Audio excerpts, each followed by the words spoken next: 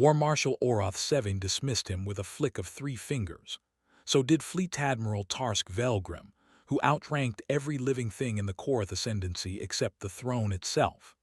Even Vosk Ulthara, the regent who would one day flee his own palace in a refuse hauler, once filed the man under a single board line of script: Auxiliary, Expendable, Class 3. I was the archivist who recorded that line. I am the archivist who must now record what it cost. When the human Idris Calderon stopped speaking, the Empire had already lost. Not because he raised a fleet, though he could have. Not because he held some weapon we had failed to catalog, though we searched for one for years, certain that nothing else could explain it. The truth is smaller and worse than a weapon. When Idris Calderon stopped speaking, it meant a promise had finally, fully, broken, and that we had spent 900 years building a civilization on top of a concept we did not have a word for. For 9 centuries, the city of 10,000 spires had never been breached. No siege engine, no plague, no rival species had ever set foot inside its rings. And in the end, it was opened not by an army but by an absence, by the quiet subtraction of one man and everyone who remembered what he remembered. Today, I am going to tell you exactly how a betrayed auxiliary, a man we counted among our property, brought the Korath Ascendancy to its knees without firing the first shot. And why, of everything that happened, the part that still wakes me in the dark is not the famine, or the fall, or the silence in the spires. It is how gentle he was about it. To understand the wound, you have to understand the body that took it, and how impossibly healthy that body believed itself to be. In the 890th year of the Ascendancy, the Korath ruled 10,000 worlds across 4 spiral arms. Our jump relays stitched the dark together so tightly that a grain shipment from the rim could reach Sarn Korath before it spoiled. Our law reached everywhere. Our fleets were uncountable. We had not lost a war in so long that the word for defeat had drifted, in common speech, into a word that mostly meant embarrassment. We were not a power. We were the weather. Other species did not resist us any more than they resisted the seasons. And humanity served us. This is the part the later histories try to soften, and I will not soften it, because the softening is how it happened. Humans had been brought into the Ascendancy 4 generations earlier, a small, stubborn species from a single drowned blue world, useful in the way that a good tool is useful. They held our frontiers. They crewed the relay stations no Korath officer would deign to sit in for a decade at a stretch. They ran the field medical corps, the supply convoys, the translation banks, the 1,000 unglamorous functions that the Korath, a proud people, considered beneath the dignity of a ruling species. We let them. It was cheaper than doing it ourselves, and it kept them busy, and a busy auxiliary does not ask for a homeworld. They asked anyway, constantly, patiently, in that flat, level way humans have when they have decided something is owed to them and intend to be alive when it is paid. We did not give them citizenship. We did not give them a vote in the Concord. We gave them service terms and pay chits, and when they died, well, a line in a registry. And we despised them in the particular way that the comfortable despise the people holding the comfort up. There is a phrase from that era, scratched into a relay station bulkhead by some bored officer, and preserved now in my own archive. The humans are the floor we walk on, and we are forever surprised the floor has opinions. Everyone knew it was unjust. I want that on the record. We were not stupid. We had philosophers who said it plainly, jurists who warned where it led. The injustice was not a secret. It was simply assumed to be permanent, the way you assume the floor will hold. You should never assume the floor will hold. Idris Calderon was not a warlord. I have read every account that tries to make him one, and they are all written by people who needed him to be a monster so they would not have to be ashamed. He came up through logistics, supply, the unglamorous spine. He was the human officer you sent for when a frontier sector was starving and 3 Korath quartermasters had already failed to fix it, and he would arrive with a battered manifest slate and a way of looking at a problem that made it embarrass itself into solving. He did not shout. He kept lists. He remembered names, thousands of them, ours and his, in a memory we eventually learned to fear more than any fleet. But the thing that made him dangerous, the thing none of us saw because we had no word for it, was this. Idris Calderon kept his word. In the human tongue, there is a thing called an oath.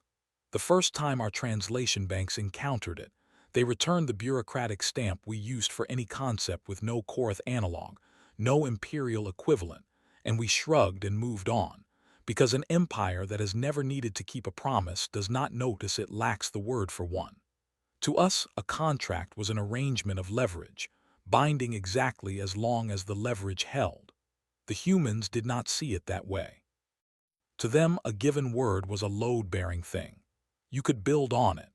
They built their entire auxiliary structure on it, the sworn term system, in which a human unit served on conditions they negotiated and we signed, and they held up their end with a consistency that we mistook, for nearly a century, for servility. It was not servility. It was the most dangerous form of strength there is, and we could not see it precisely because we could not name it. By the 890th year, Calderon had risen as far as an auxiliary could rise, which on paper was not far at all and in practice was everything. A third of the imperial military did not function without his sign-off. The relay corps answered to him. The medical corps trusted him. The supply spine, the literal arteries of 10,000 worlds, ran on systems he had designed and people he had trained who would walk through fire on his word. We had made one man the hinge of the empire's working half, and we had filed him as expendable, Class 3, and we had never once stopped to wonder what would happen if the hinge decided the door was no longer worth holding open. We were about to find out because of a promise, and in the registry of that promise, beside the word the humans used for it, my predecessor had stamped, out of pure clerical habit, no imperial equivalent. The promise was solace. That was the human name for it. A world, catalogued in our files as Settlement Grant 7 Theta Core. A green and quiet planet on the inner rim that had been promised to the human auxiliaries as a homeworld, in writing, sealed. In exchange for 40 years of frontier service in a war the Korath could not have won without them. 40 years. They paid in full. Generations of them died on frontiers with the name Solace in their mouths like a prayer, because it was the place their children would finally be citizens of something, finally be from somewhere, finally be people instead of tools. Regent Vosk Althara took it from them, not in war, in committee. The world had become valuable, minerals, position, prestige, and Vosk was a creature of the kind every dying empire produces in its final generation, brilliant at the politics of his own court and blind to everything outside it. He saw a green world promised to a tool, and he saw an opportunity. He revoked the grant on a technicality of phrasing, reassigned Solace to a Korath noble house, and prepared the standard imperial response to auxiliary grievance, which was to do nothing and wait for the floor to stop having opinions. The humans sent a delegation, unarmed, 40 of them the elders of the auxiliary corps, men and women who had given the empire their whole lives, asking only that the word given to them be kept. Calderon did not lead it.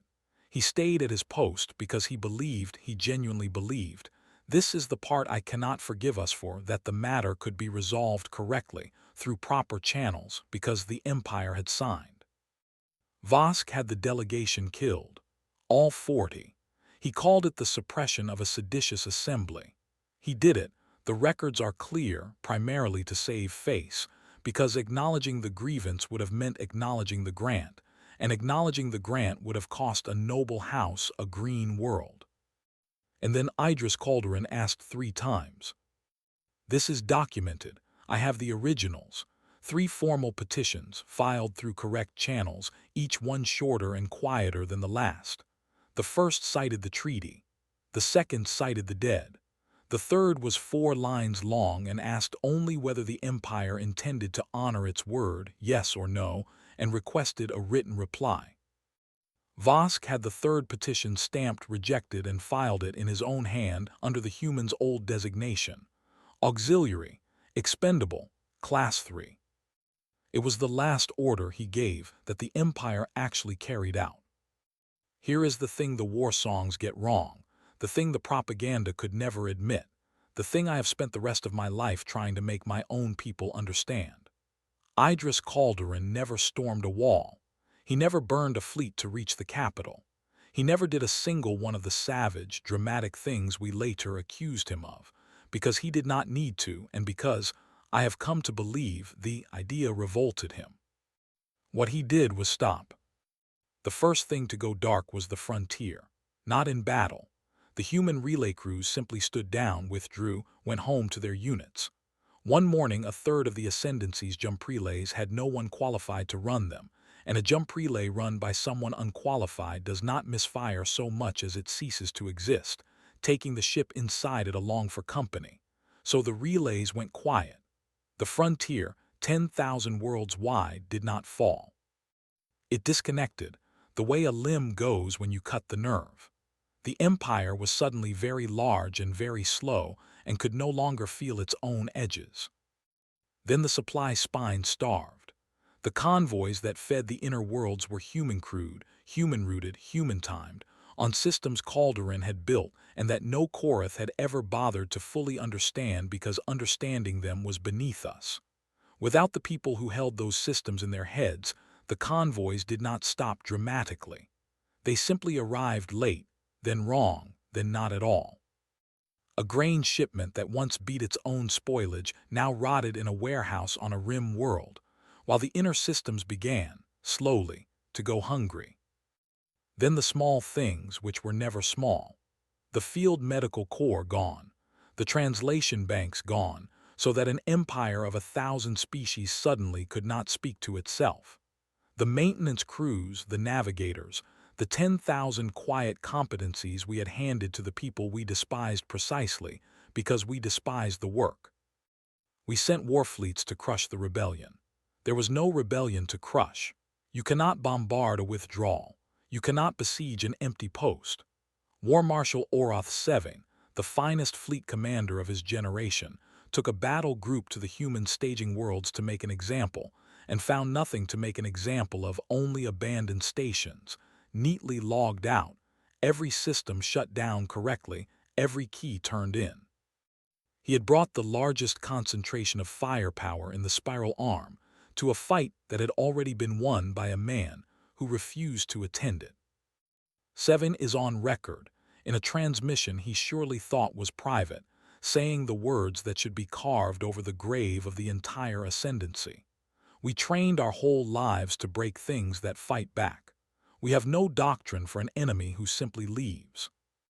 Let me slow down, because the mechanism is the lesson, and we missed the lesson 3 separate times before it killed us. Phase 1 was the nerve. By withdrawing the relay corps, Calderon did not destroy the Empire's body. He severed its ability to coordinate that body. 10,000 worlds, each still rich, still armed, still loyal, now strangers to one another, each one assuming the center would tell it what to do, and the center suddenly unable to reach any of them in time to matter.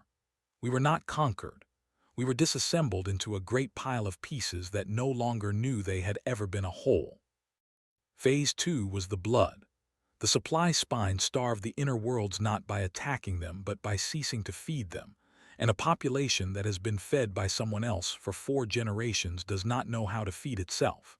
We had outsourced survival to the people we owned, and we had owned them so long we had forgotten it was survival we had outsourced. When the grain stopped, the inner worlds discovered that all their wealth and all their fleets could not be eaten. Phase 3 was the heart, and the heart was Sarn-Korath itself. The city of 10,000 spires, never breached in 900 years, was the most dependent place in the entire ascendancy. Everything came to it. Nothing was made there. It was a crown that had forgotten it sat on a head, and when the head walked away, the crown did not fall in glory. It simply found itself sitting on nothing, very high up, with a long way down. Every phase had the same horrible elegance. At no point was there a target to shoot. At no point could a Korath officer point at a thing and say there, that, destroy it and we are saved. The Empire kept reaching for its sword and finding that the war was being fought in a dimension where swords did not exist, the dimension of who actually does the work, and what is owed to them, and what happens when they decide all at once that the debt is closed. We had 1,000 words for conquest. We had no word for this. My predecessors, faithful to the end, kept stamping the human dispatches we intercepted with the only category that fit. The withdrawal orders, the standing down notices, the quiet, devastating logistics of a man dismantling an empire by going home. No imperial equivalent. No imperial equivalent. No imperial equivalent. We hunted him, of course. An empire in its death spasm always hunts the wrong thing hardest. We sent assassins. This was the most foolish of all our errors because Idris Calderon was never alone. He was surrounded at every hour by humans who had decided, with the terrible calm of people who have nothing left to lose and one thing left to protect, that he would not be touched. 3 separate kill teams went to find him.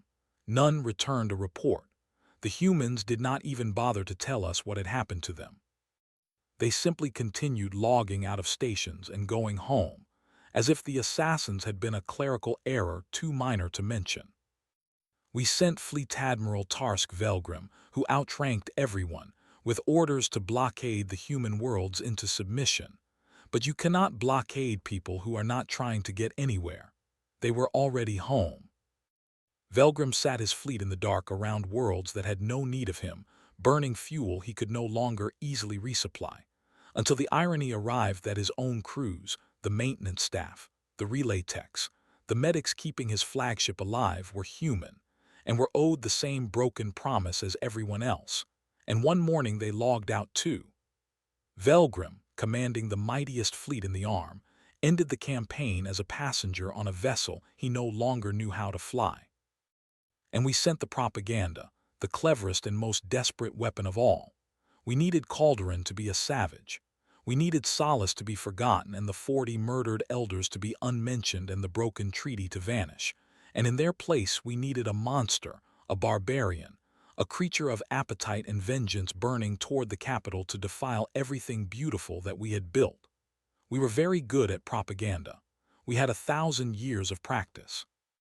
It failed for the most human reason imaginable.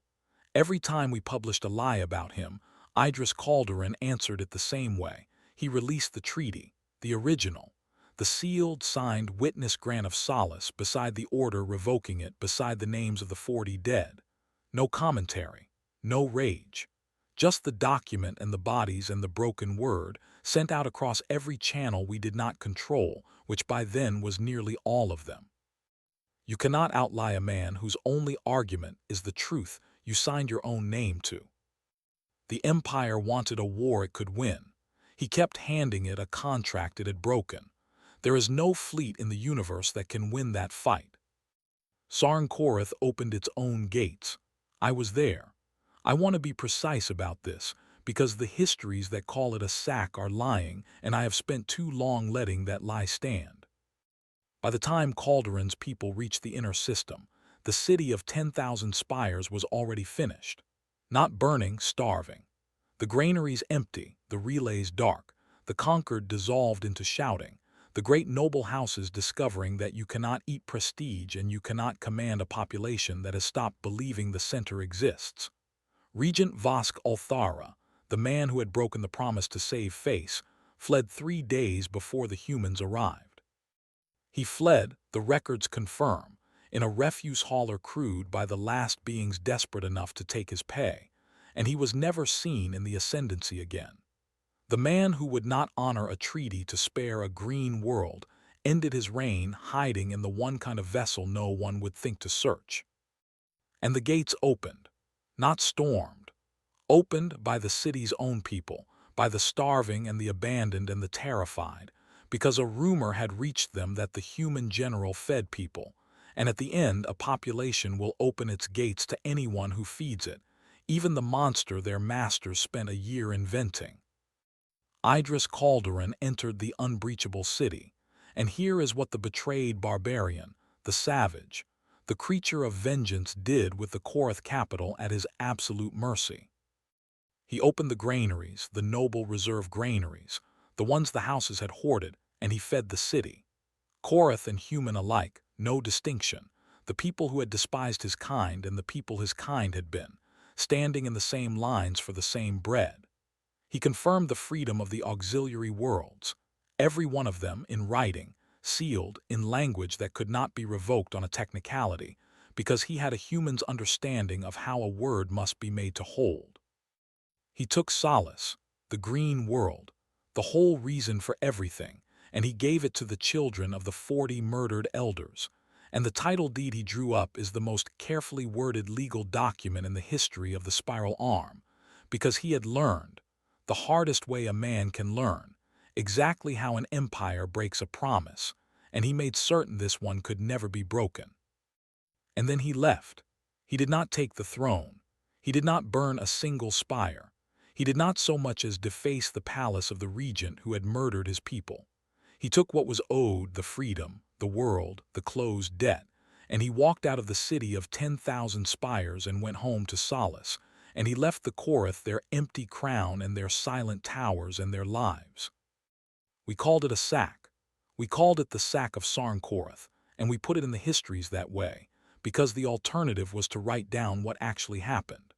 The alternative was to admit that a man we had wronged past all bearing had held our throat in his hand and chosen, of all the things he could have done, to be merciful.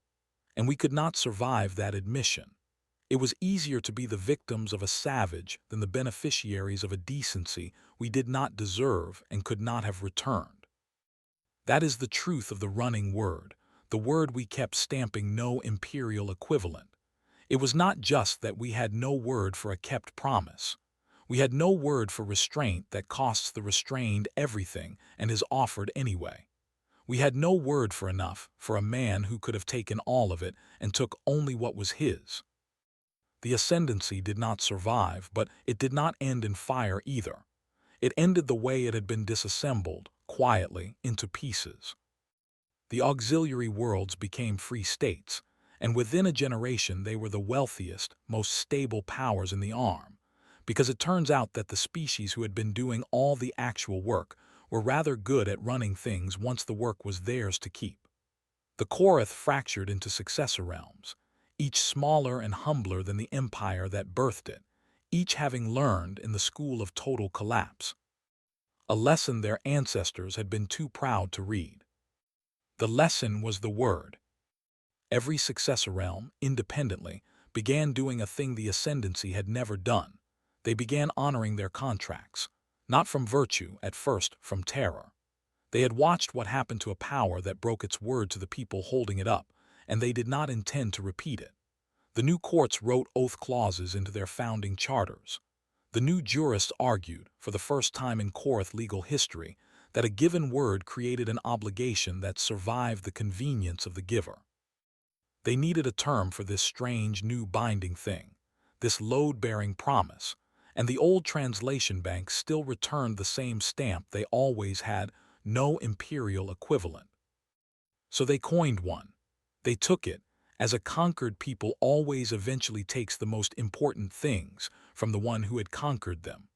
The Korath word for an unbreakable promise, the word now carved into the founding law of 9 successor realms, the word a Korath child learns before any other in their lessons on justice, is Calderin.